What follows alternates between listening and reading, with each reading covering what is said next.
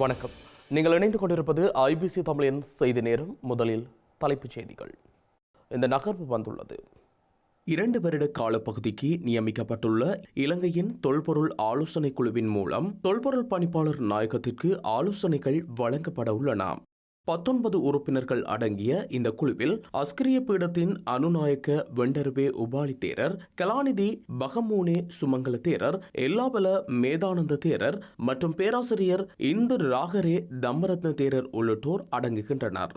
யாழ்ப்பாண பல்கலைக்கழக வரலாற்று பேராசிரியர் புஷ்பரட்னம், யாழ் பல்கலைக்கழகத்தின் முன்னாள் உபவேந்தர் பேராசிரியர் பாலசுப்ரமணியம் பிள்ளை, கொழும்பு சாகிரா கல்லூரியின் அதிபர் AR மரிக்கார் முகமது ரிஸ்வி ஆகியோரும் இந்த குழுவில் உள்ளடக்கப்பட்டுள்ளமை குறிப்பிடத்தக்கது.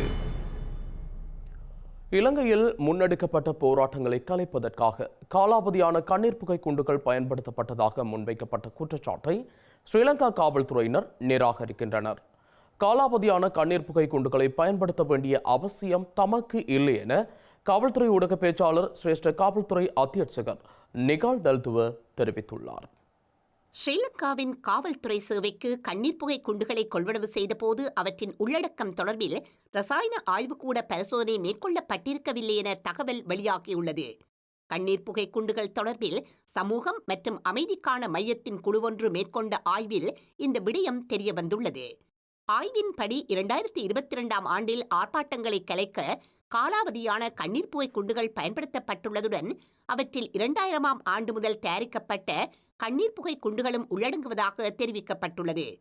இந்த நிலையில் இலங்கையில் கடந்த சில நாட்களாக அனைத்து பல்கலைக்கழக மாணவர் ஒன்றியத்தால் முன்னெடுக்கப்பட்ட போராட்டங்களை கலைப்பதற்கும் ஸ்ரீலங்கா காவல்துறையினர் காலாவதியான கண்ணீர் புகை குண்டுகளை பயன்படுத்தியதாக பல குற்றச்சாட்டுகள் சுமத்தப்பட்டிருந்தன. அத்துடன் கண்ணீர் புகை தாக்குதலால் 3 உயிரிழந்ததாகவும் தேசிய மக்கள் சக்தியின் சட்டத்தரணிகள் குற்றம் சாட்டியிருந்தனர். இதனை நிராகரித்த ஸ்ரீலங்கா காவல்துறை ஊடக பேச்சாளர் சிரேஷ்ட காவல்துறை அத்தியட்சகர் நிகால் தல்துவ உயிரிழந்தவர்களின் பிரேத பரிசோதனை வந்ததன் பின்னர் இது தொடர்பில் தாம் கருத்து வெளியிடுவதாக தெரிவித்துள்ளார்.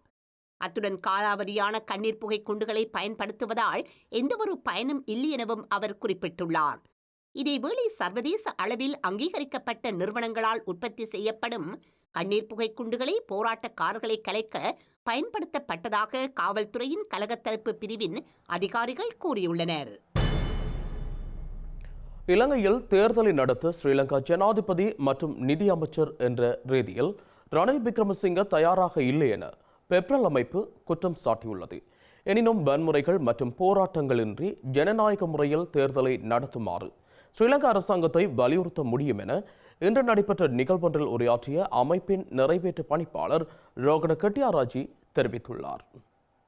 இலங்கையில் உள்ளூராட்சி மன்ற தேர்தல் நடாத்த திட்டமிட்டிருந்த தேதியில் தொழிற்சங்க நடவடிக்கை ஆரம்பிக்கப்பட்டதாகவும் தேர்தல் நடாத்தப்படும் வரை அது தொடரும் எனவும் பெப்ரல் அமைப்பின் நிறைவேற்று பணிப்பாளர் ரோஹிணி ஹெட்டியாராஜி தெரிவித்துள்ளார். அத்துடன் மக்கள் கோரிக்கைகளுக்கு செவி சாய்க்காது ஸ்ரீலங்கா அரசாங்கம் தற்போது செயற்பட்டாலும் அதனை தொடர்ந்து செய்ய முடியாது என அவர் சுட்டிக்காட்டியுள்ளார். மக்களின் ஜனநாயக உரிமைகளை பாதுகாக்க பெப்ரல் அமைப்பு கடமைப்பட்டிருப்பதாகவும் தேர்தல் நடைபெறும் வரை தொடர்ந்து போராடுவதாகவும் அவர் கூறியுள்ளார். இலங்கையில் தேர்தல் நடாத்துவது தொடர்பில் சர்வதேச சமூகத்தினரிடமும் சர்வதேச நாணய நிதியத்திடமும் உதவி கோருவது குறித்து அமைப்பு கலந்துரையாடியுள்ளதாகவும் இது தொடர்பிலான இறுதி தீர்மானம் விரைவில் எடுக்கப்படும் எனவும் அவர் தெரிவித்துள்ளார். இதேபோல இலங்கையில் நடைபெற இருந்த உள்ளூராட்சி மன்ற தேர்தலை ஒத்திவைப்பதன் மூலம் ஸ்ரீலங்கா ஜனாதிபதி ரணில் விக்ரமசிங்க தலைமையிலான அரசாங்கம் நாட்டின் அரசியல் அமைப்பை மீறியுள்ளதாக ஐக்கிய மக்கள் சக்தி குற்றம் சாட்டியுள்ளது. இதற்கெதிராக சட்ட நடவடிக்கைகள் எடுக்கப்பட வேண்டும் என அந்த கட்சியின் நாடாளுமன்ற உறுப்பினரும் தேசிய அமைப்பாளருமான திஸ்ஸ அத்தநாயக்க வலியுறுத்தியுள்ளார். இலங்கையில் நிறுவன ரீதியிலான சீர்திருத்தங்கள் அவசியம் என அமெரிக்காவின் ஜான் ஹாப்கின்ஸ் பல்கலைக்கழகத்தின் பேராசிரியர் ஸ்டீவ் ஹாங்கே வலியுறுத்தியுள்ளார். தேவையான மாற்றங்கள் நிகழாத வரை இலங்கையின் பொருளாதாரத்தில் முன்னேற்றம் ஏற்படாது என சிரேஷ்ட பொருளாதார நிபுணரான அவர் வலியுறுத்தியுள்ளார்.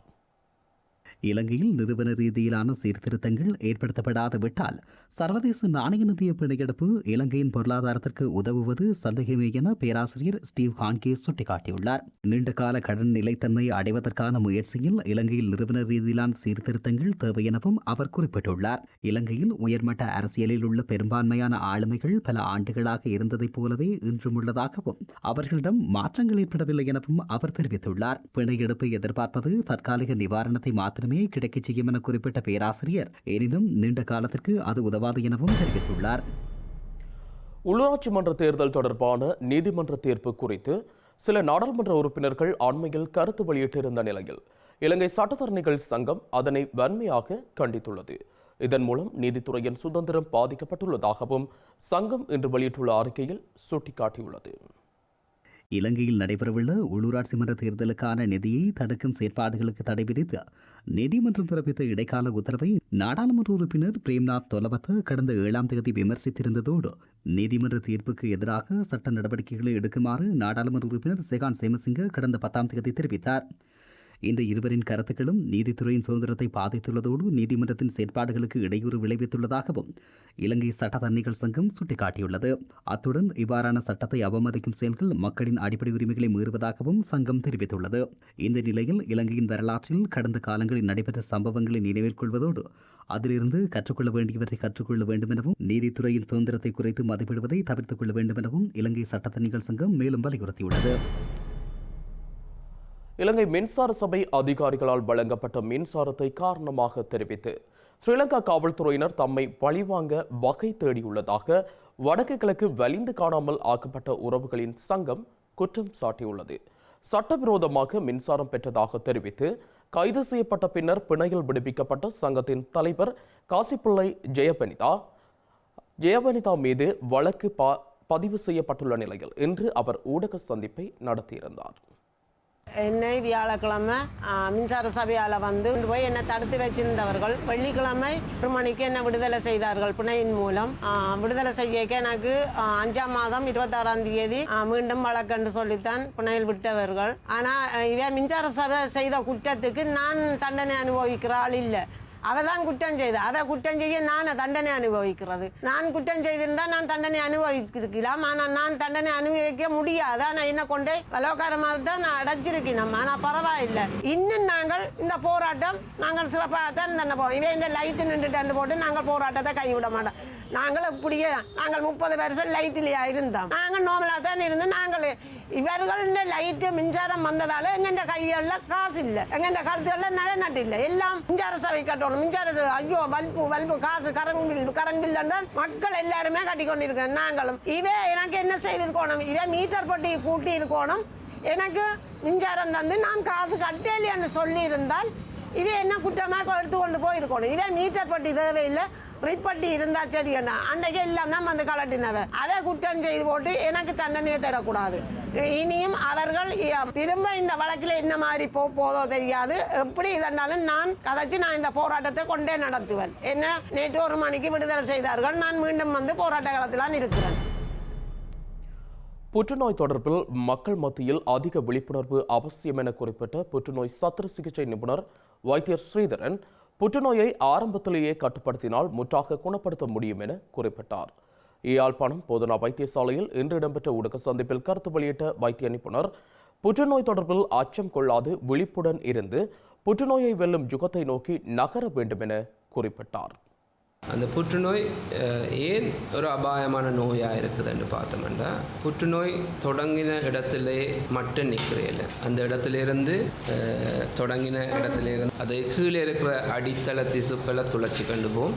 அதிலிருந்து அப்பால் இரத்தம் நிணநீர் இதோடு சேர்ந்து தொலைவில் இருக்கிற அங்கங்களையும் இந்த புற்றுநோய் தாக்க வல்லது. அந்தபடியாக ஆரம்பத்தில் ஒரு சின்னனாக இருக்கிற அபாயம் இல்லாமல் இருக்கிற இந்த புற்றுநோயானது வளர வளர உடல் முழுக்க பரவி மரணத்தை ஏற்படுத்துறதை காணக்கூடியதாக இருக்குது. இந்த புற்றுநோயை நாங்கள் ஏன் ஆரம்பத்திலேயே கண்டுபிடிக்கணும் என்றால், அதை வளர விட்டால் அது மரணம். முதல்லையே கண்டுபிடிச்சா நாங்கள் பூரணமாக இதை குணப்படுத்த முடியும். இந்த புற்றுநோயை ஆரம்பத்தில் கண்டறிவதற்கான அதில் உள்ள அனுகூலங்களை மக்கள் அறிந்து கொள்ள வேண்டும். புற்றுநோயை வெல்லும் ஒரு சமூகமாக ஏனென்றால் நிலை 1 நிலை 2 ஸ்டேஜ் 1 ஸ்டேஜ் 2 புற்றுநோய்கள் 80 வீதத்துக்கு மேல் முற்றாக குணப்படுத்தக்கூடியவை. நிலை 3 ஒரு 40 வீதம் 30 வீதம் நாங்கள் குணப்படுத்தலாம். நிலை 4 புற்றுநோய்கள் ஒரு 0 என்று தான் நான் கூறுவேன். அப்போ 0 30 வீதத்திலிருந்து 80 வீத குணத்தை நோக்கி இந்த மக்களை நாம் எடுத்து செல்ல வேண்டும் என்பது எமது ஆவாகும்.